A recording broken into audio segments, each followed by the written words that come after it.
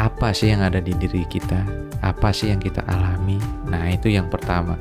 Lalu setelah kita memahami hal tersebut, kita akan mengupayakan nih, bagaimana kita mengatasinya. Aku sayat tanganku karena aku pengen nunjukin ke mereka betapa sakitnya perasaanku. Aku udah gak tahan lagi, rasanya hampa banget, sendirian banget.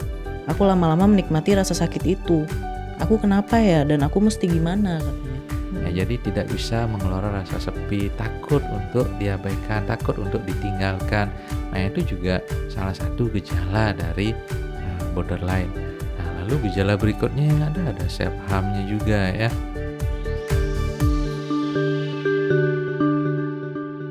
Halo teman baik semua, selamat datang di acara Dialog Jiwa bersama saya Ardan dan Dr. Yudi.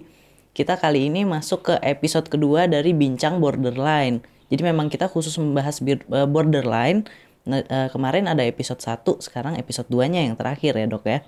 Nah kali ini saya mau perkenalan diri lagi. Saya adalah anggota komunitas teman baik yang juga penyintas bipolar dan gangguan kepribadian ambang atau borderline. Nah kalau Dr. Yudi sendiri mungkin boleh perkenalan diri lagi dok. Iya.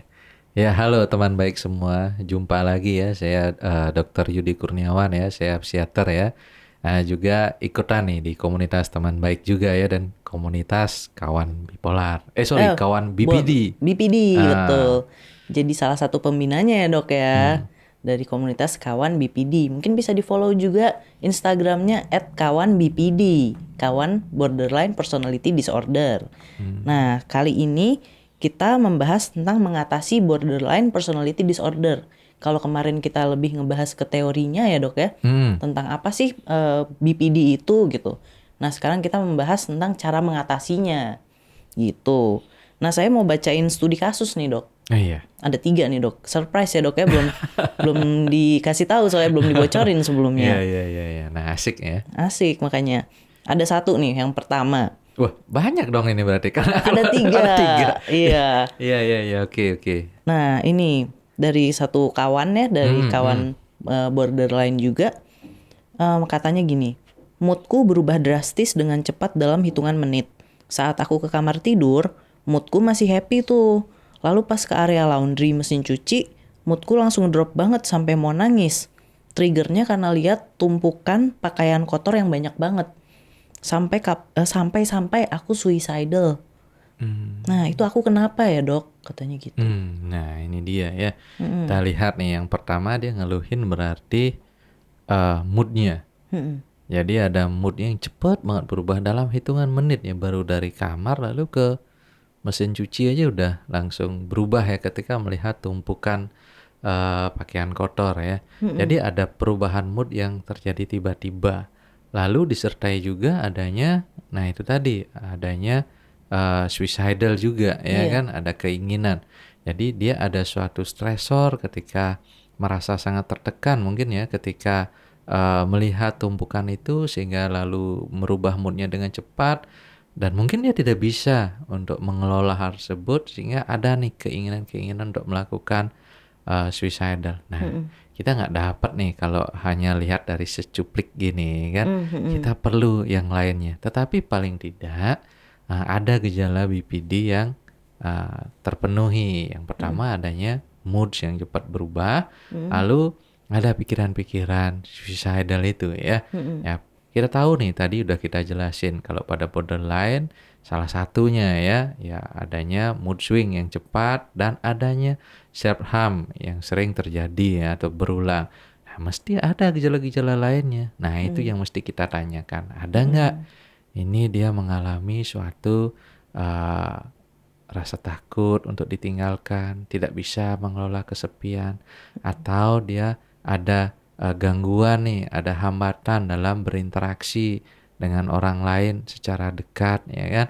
Lalu apakah hal-hal tersebut mengganggu nggak suasana kehidupannya dia, pekerjaannya. Nah itu hal yang paling penting yang mesti kita tanya ya. Nah kalau cara mengatasinya sendiri itu gimana dok, kalau misalnya ada teman ini yang merasakan hal seperti itu gitu dok? Nah yang paling membahayakan tentu di sini adalah pikiran suicidalnya itu ya. Nah ini yang mesti pertama kita harus mengenali dulu nih, apa sih yang ada di diri kita, apa sih yang kita alami. Nah, itu yang pertama.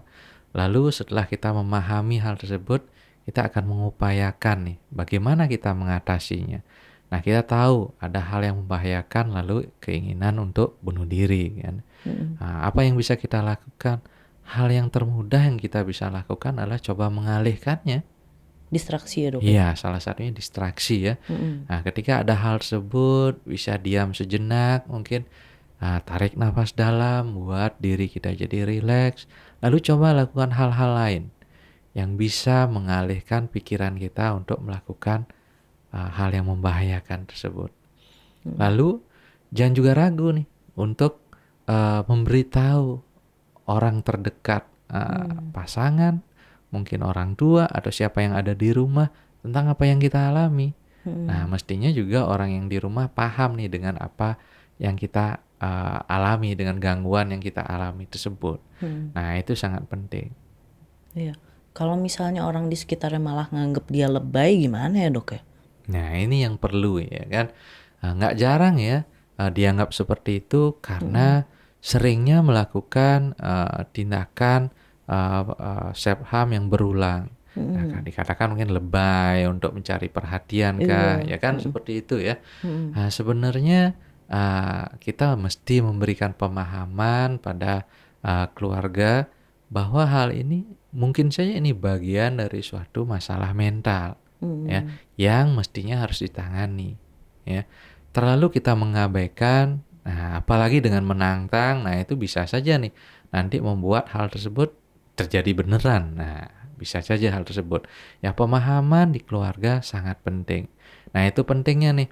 Ketika kita sudah mengalami hal seperti itu, nggak ada salahnya berkunjung ke profesional kesehatan jiwa, ya kan? Lalu bersama keluarga sehingga keluarga diberikan pemahaman, sehingga keluarga tentunya jadi paham dan bisa memberikan support yang optimal untuk bisa pulih dari masalah ini. Oke, berarti itu ya sarannya untuk kasus pertama.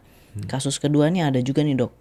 Saat aku ketemu permasalahan yang sulit banget dan menguras tenagaku, aku langsung down banget.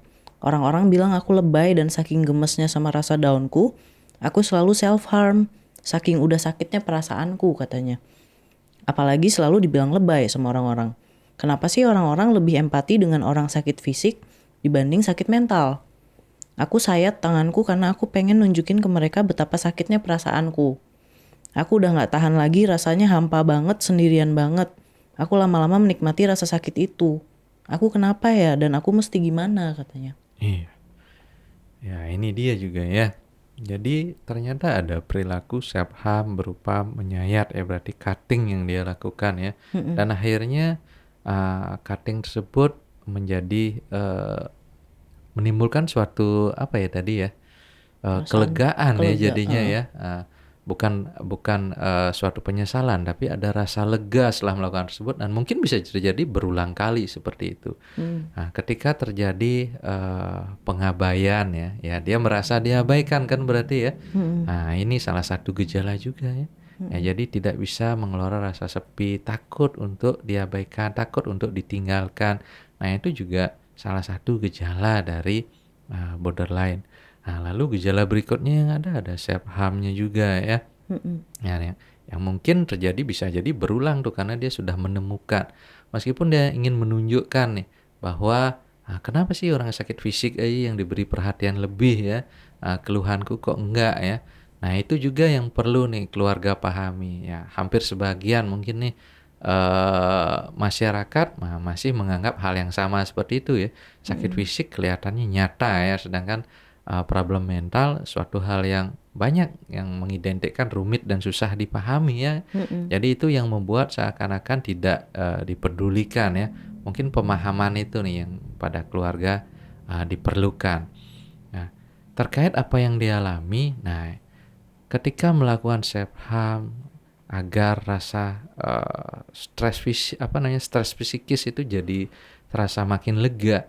Nah, ini berarti ada nih, kalau kita lega itu biasanya ada zat-zat yang sering kita sebut endorfin itu keluar. Jadi ada rasa lega, ada rasa nyaman, ada rasa nikmat yang kita rasakan. Dan ini tentunya kita ingin dong mengalami hal tersebut lagi, ya kan? Siapa sih yang nggak ingin nyaman, ada rasa nikmat yang dirasakan? Sehingga biasanya ketika sudah merasakan hal tersebut, ada keinginan untuk mengulanginya lagi dan lagi. Jadi akhirnya setiap ada suatu stres psikis, ya tentu pelariannya akan ke sana. Karena itu yang buat rasa nyaman, itu yang buat rasa lega, itu yang buat rasa nikmat mungkin ya. Nah, jadi terjadilah perilaku self harm yang berulang. Nah, hal ini yang mesti dipahami nih oleh lupa saya namanya tadi. Memang anonim dok. Oh, anonim ya. Iya. Oleh si itu ya. Anggap aja Mawar, sebut saja Ya Mawar. mungkin oleh Mawar ya, dia kembali lagi kayak tadi. Yang pertama ya kita belum bisa nih bilang oh ini borderline karena kan baru ada segitu. Kalau untuk mendiagnosisnya dari 9 item itu mesti ada 5 ya, dan udah terjadi dalam kurun waktu tertentu. Ya jadi kita mesti gali nih gejala-gejala lainnya. Tapi paling enggak ada perilaku seperti itu dan itu telah mengganggu kehidupannya, nah itu udah layak nih dapat suatu penanganan. Hal-hal yang mesti dilakukan di rumah ya itu tadi. Pertama harus mengenal nih apa yang dialaminya dulu. Setelah dia mengenal, nah ada nih hal yang berisiko. Balik lagi kalau yang tadi ada keinginan bunuh diri. Ya, yang ini adalah keinginan melukai diri. Nah tentu ini kalau dilakukan berulang juga menimbulkan suatu gangguan.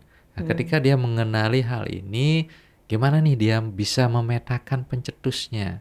Setelah dia bisa memetakan pencetusnya, coba nih, ada nggak alternatif lain yang bisa dia lakukan? Selain misalnya kalau lagi stres, self harm, ada nggak hal lain yang bisa mengurangi stres tersebut?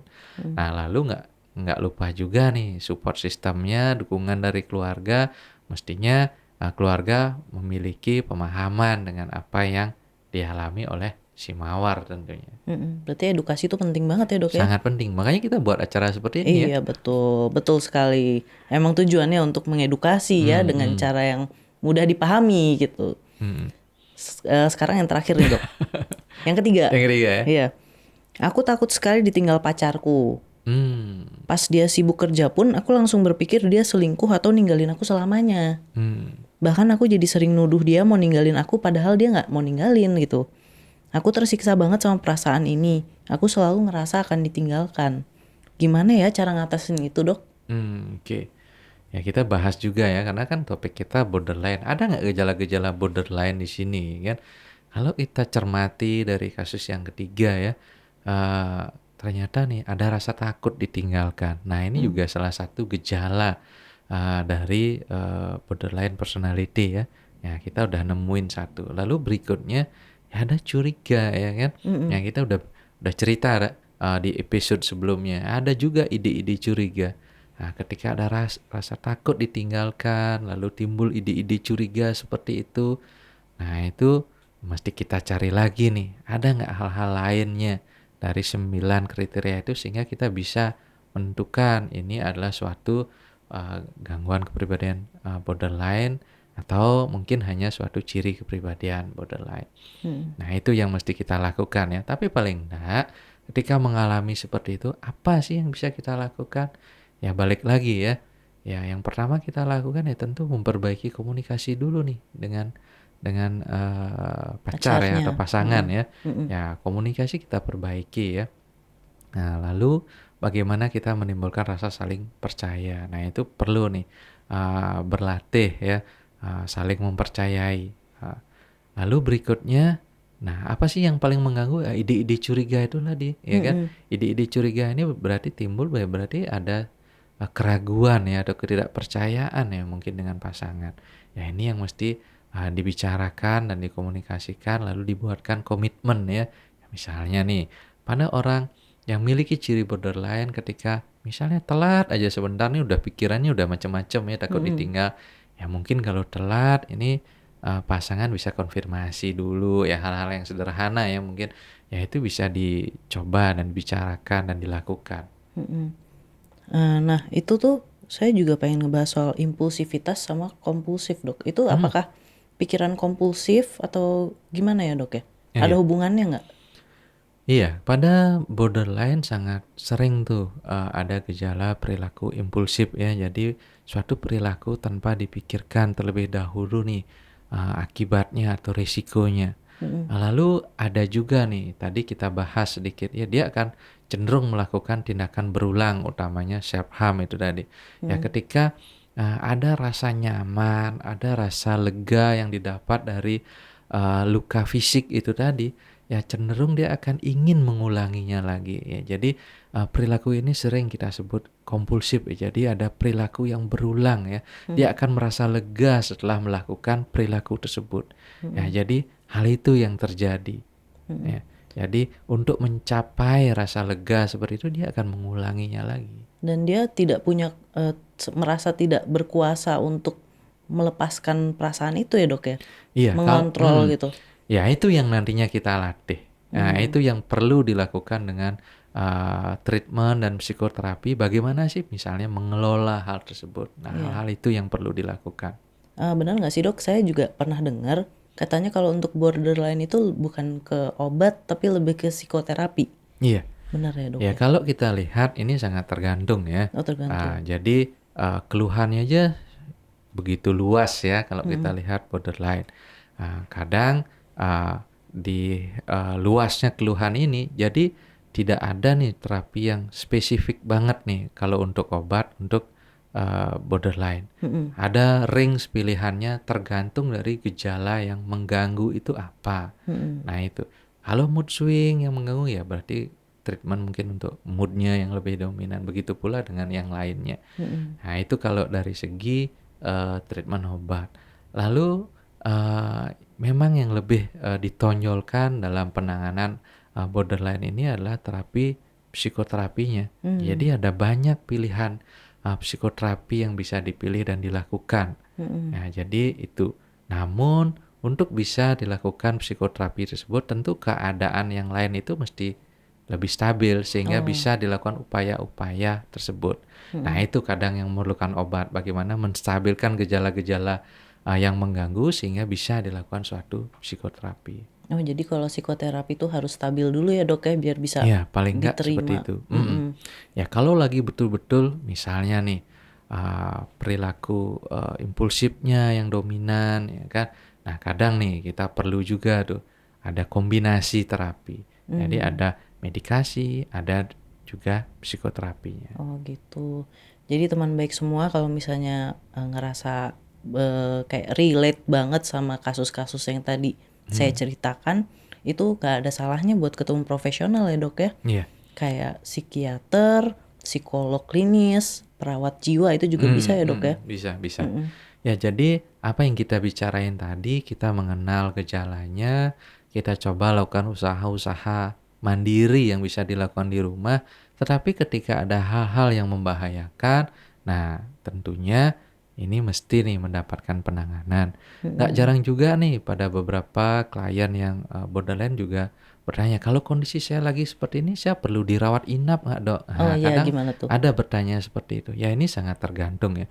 Ketika ada usaha untuk yang membahayakan diri sendiri dan kita tidak bisa mengontrolnya, lalu ketika saat itu juga tidak ada orang lain yang bisa membantu kita yang berada di dekat kita, nggak ada salahnya juga kan kita melakukan rawat inap dulu. Nah ketika ada hal yang membahayakan ya salah satu pilihannya bisa itu dulu.